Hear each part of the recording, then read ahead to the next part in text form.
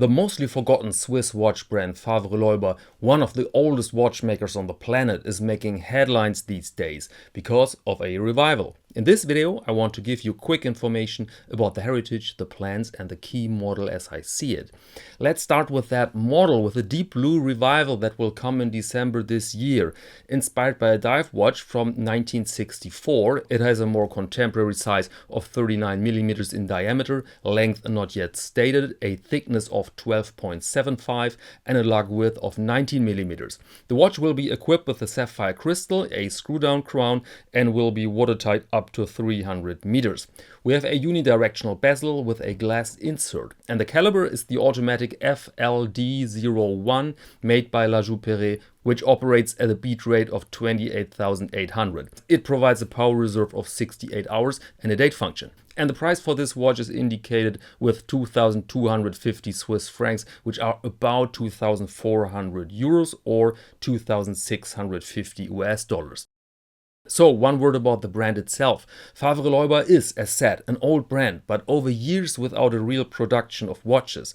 There was an attempt to get back into business about 8 years ago, obviously not really successful. Now, under the new CEO Patrick Hoffmann, Favre Leuba has announced not less than 22 new models.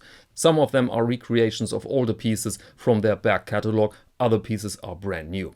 I've picked now the deep blue revival for this video because I have the feeling that it is, to be honest, the best deal here. It offers a historic design together with modern components, and I want to put the emphasis here on the design, because the main problem for every watch brand today is that the technology is available for everybody. This is the fundamental difference to the 60s, where often only one watch brand was physically able to produce a certain model or feature. What I like here is the no bullshit attitude of the watch. There will be deep blue models with different dial colors available. You see here green and blue, but I find this variant the most convincing. It's not loud, not flashy, but offers some seriousness with that gray dial and the dark gray bezel.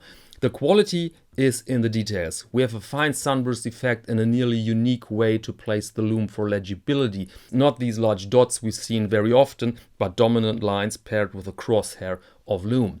Date on position 4, nicely framed with high polished metal to give it a little sparkle. And I also like the set of hands, especially that upright brave second hand.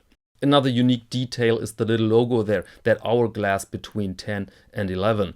And the lume itself in the color of old radium will create some debate. Yes, many people see it as some sort of fake patina, but I personally must repeat, it also can serve as a design element, a color that brings some warmth to the dial, and it works in my opinion very well with the gray here.